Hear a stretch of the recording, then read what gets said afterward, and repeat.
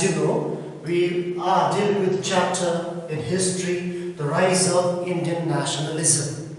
And in the previous classes, we learned about some of the factors that contributed in generating the feeling of nationalism amongst the Indians. Hope you know what nationalism means.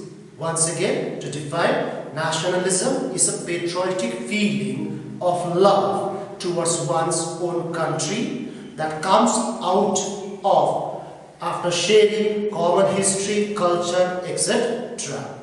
So today we'll continue with some of the other reasons or some of the other factors that contributed to the rise of Indian nationalism, and after that we will be studying about an organism that came into existence or that was born, that is the Indian National Congress and its objectives. Okay? Now, today we are going to see the first one, the discriminatory policies of the Britishers.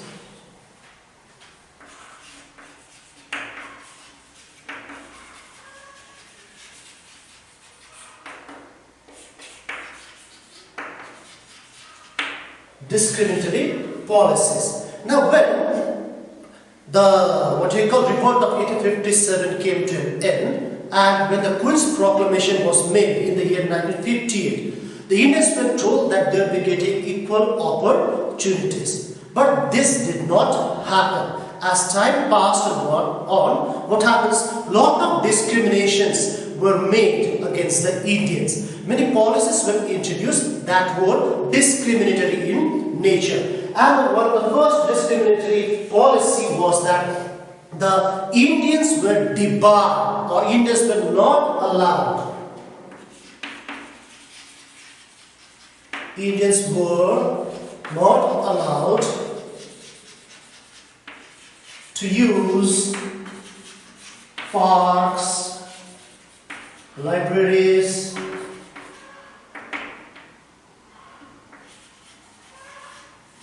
railway coaches,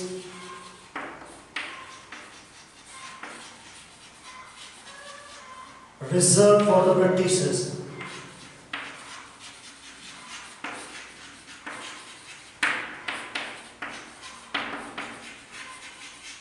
Reserved for the Britishers. Now here this was a discrimination. Britishers are in India and Indians were not allowed to use those parks which originally belonged to the Indians. Now, there were certain parks, hotels, public places, libraries, hospitals at that time which were mostly reserved for the Europeans and the Britishers. And Indians were not allowed to use all those. This is one of the discriminatory policy. Second one, all important positions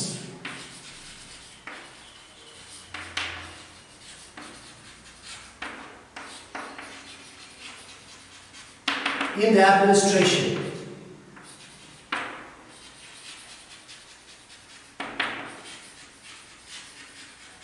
were reserved for the Britishers.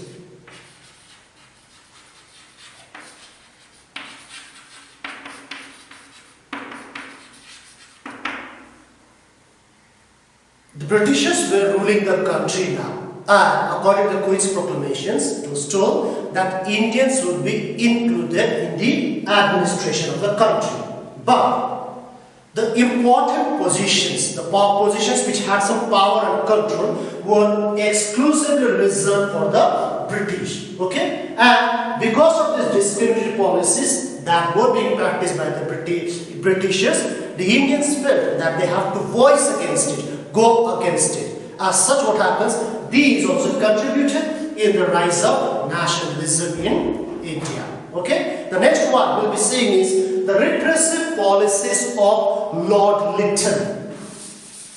Repressive policies of Lord Lytton. Now, Lord Lytton was the viceroy then, and what he did was he started certain policies, okay, which took away the freedom of the Indians, and the policies that were started by Lord Lytton was very repressive in nature, that suppressed the freedom of the Indians. And amongst that, the first one was the Vernacular Press Act.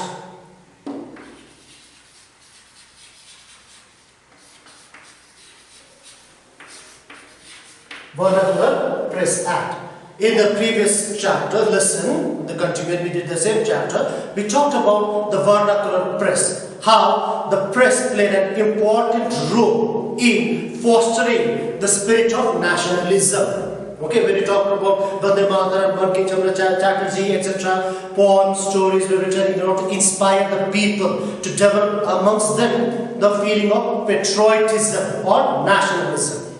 It was done through the press. Now what happened after Lord Lytton became the viceroy? What he did? He put restrictions on the press. The restriction was that the Indians were not allowed, Indians here, the press was not allowed to write anything against the British nor criticize their policies. Okay? The freedom of press was taken away by this act known as the Vernacular Press Act. The second one, the Arms Act. The Arms Act was passed, according to which the Indians were not allowed to carry arms. Earlier, arms here means gun, everything, weapons and all. They are not allowed to keep all those weapons. If they wanted, then they had to obtain a license from the British government. And this was not liked by the Indians. Okay, that was the Arms Act. Next one, the third one, was lowering the age from 21 to 19. Okay, especially in the civil service examination. Now, the age of appearing in the Indian civil service examination was lowered from 21 to 19. Those of them who wanted to be in the administration or in the offices had to appear and get through past the Indian civil service examination, which was conducted in England. And most of the Indians had got education later on, and they were not qualified because it was brought down to 19. Okay, by 19 they are not qualified enough to appear for the examination. Earlier, some Indians had appeared. Now, once the age was lowered from 21 to 19, that is appearing in the Indian civil service examination, many Indians were deprived of not what you call appearing in the Indian civil service examination. Okay, so because of this repressive policies of Lord Lytton, what happens? The Indians feel that they have to come together and do something for the country and for themselves. Therefore, a feeling of patriotism comes, and thereby nationalism. Next important one is the Ilbert Bill controversy. Ilbert Bill controversy. Okay, I will explain it to you.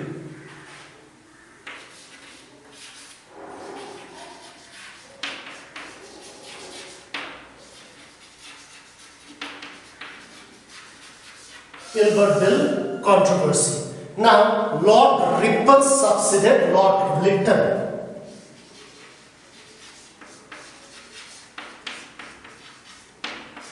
Okay, Lord Lytton succeeded Lord Ripon. After Lord Ripon became the Viceroy of India, he introduced a bill known as the Ilbert Bill.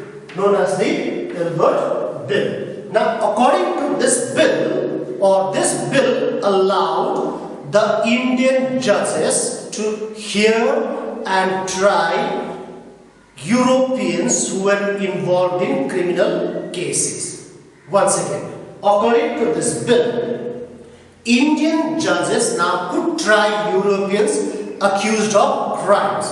Before that, the criminal proceedings and judgment was given only by the Europeans. Indians were not allowed. Now, the bill was passed, known as the Ilbert Bill, which allowed the Indian judges to try Europeans accused of crimes.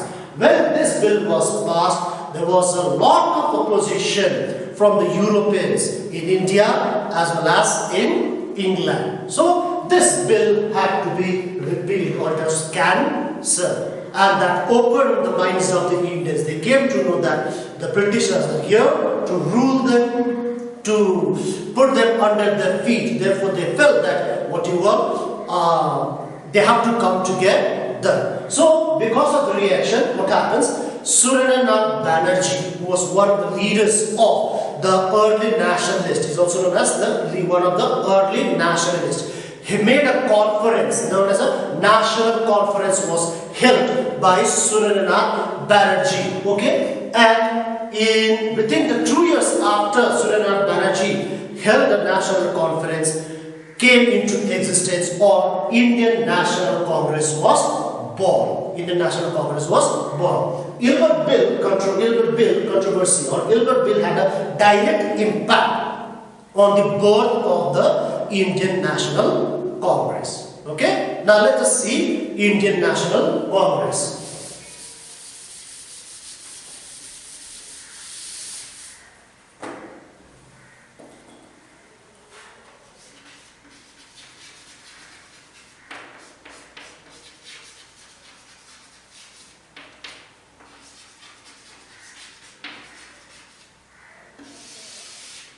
Okay, after Surendranath Banerjee held a national conference in the year 1882. And within the 2 years of this conference, all of them came together, which gave rise to the birth of the Indian National Congress. Now, Indian National Congress is said to be the brainchild of a retired British civil servant, officer whose name was Alan Octavian Hume. Alan Octavian Hume. He is referred or called as the father of the Indian National Congress. Okay, he wanted the Indians to come together and have an organization or an association that would work as an opposition to the British government in India, so that there would check and balances, so that they would criticize or object certain policies of the British government. That was the purpose. Okay, so Alan Octavian Hume was responsible, or is known as the father of Indian National Congress. Okay, and he was supported by the early nationalists or the national leaders at that time. And with the support, the Indian National Congress came into existence in the year 1885. Now, in the year 1885, because of the national conference held by Surendranath Banerjee, people were being mobilized. And in December 1885,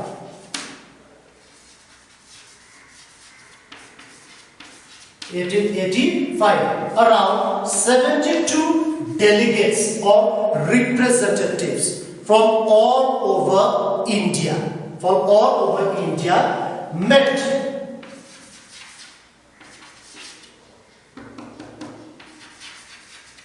The delegates met at Mumbai or Bombay those days. Okay? In December 1885, around 72 delegates or representatives from different parts of the country attended a meeting in Mumbai. Okay? And then what happened? The meeting was presided by W.C. Banerjee. Or he was the first president of the Indian National Congress. So they came together and met, and in the year December 1885, the Indian National Congress was born. Okay, where W.C. Banerjee, Umesh Chandra Banerjee, was elected as the first president of the Indian National Congress. Now, they came together. Now, they discussed, had a meeting and all. So, for the first time, once they met, they outlined the objectives, or what would be the objective of the Indian National Congress. Let's see the objectives of Indian National Congress. Why was Indian National Congress established, or why did it come into existence? What were its objectives? What were its functions or the purpose? The first objective, okay, these are important. The first objective was promote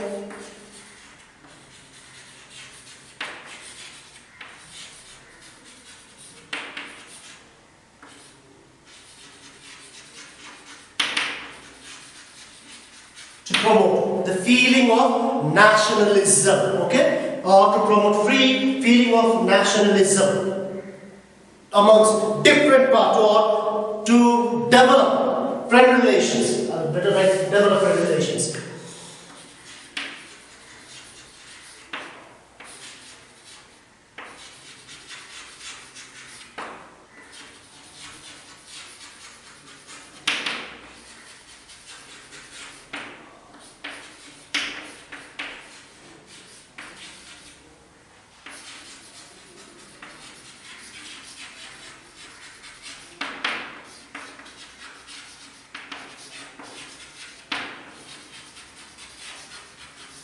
Okay, develop friend relations among the people from different parts of the country.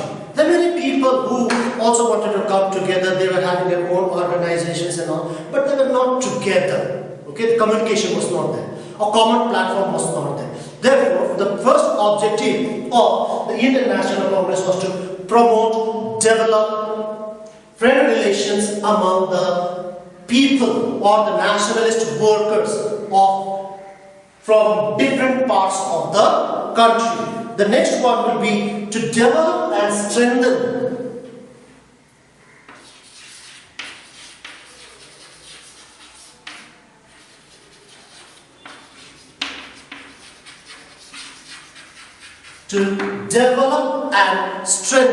the feeling of national unity.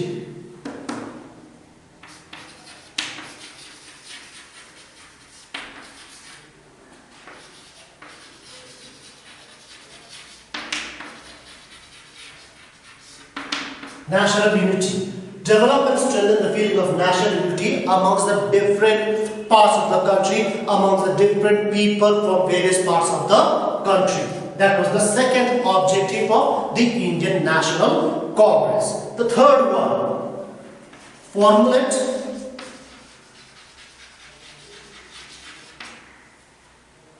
popular demands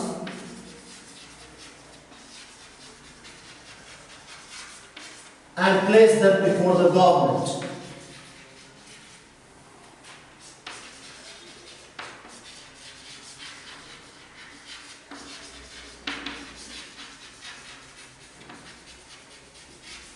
Okay? Formulate popular demands. Means make popular demands. Okay? Make common demands from the entire country and place them in front of the government. Okay? The last one, to train and organize public opinion.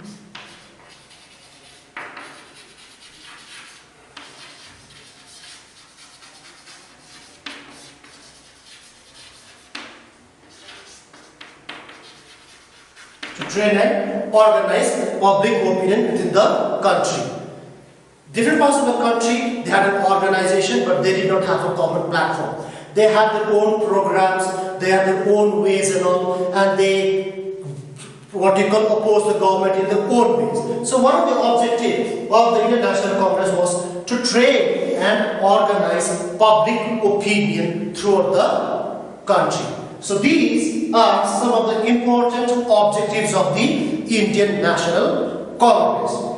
Then once they all outlined these objectives, the delegates gave that concept that they would be loyal to the British government or the Queen and follow the policies of the British government, and demanded greater involvement of the Indians in the administration of the country. And later on, this International Congress became very, very popular and became one of the organizations which helped or which was responsible for the freedom of the country, that is the independence of the country or the Purna Swaraj. Okay, so from this section, with this we come to the end of this chapter. So today, what you have learned, we'll just briefly recapitulate. Today we saw about the discriminatory policies of the British government. That is, Indians were debarred from using public places, parks, hospitals, etc., which were exclusively reserved for the Britishers or the Europeans. Second one, we saw about that all the important positions were reserved in the field of administration was reserved for the Britishers or the Europeans. Then we saw about the repressive policies of Lord Lytton. What were they? They were the first one, the Vernacular Press Act, second one, the Arms Act, and third one, lowering the age of appearing in the civil service examination from 21 to 19. Then we saw about the Ilbert Bill. What was the Ilbert Bill? That you need to know. And what was the controversy? Controversy was that the Europeans objected in allowing the Indian judges to try Europeans who were involved in criminal cases. Okay, these are the things that you need to know, and how it led to the birth of International Congress. Suryanarayan Banerjee organized what? He organized a national conference, and after that within 2 years, International Congress was born. So in the International Congress, who is the father of International Congress? Alan Octavian Hume. The first session was held in Mumbai, and it was attended by how many? 72 delegates. And Women's Chandra Banerjee or W.C. Banerjee was elected as the first president of the Indian National Congress. So finally what happens? They come together and they outline the objectives. And these were the following objectives. So with this we come to the end of the chapter. The next class we begin with the new chapter. So till then, stay safe, do follow the classes, do follow your textbooks, and these are there in the textbook also, do read them. Okay? So good day to all of you. Bye. Thank you.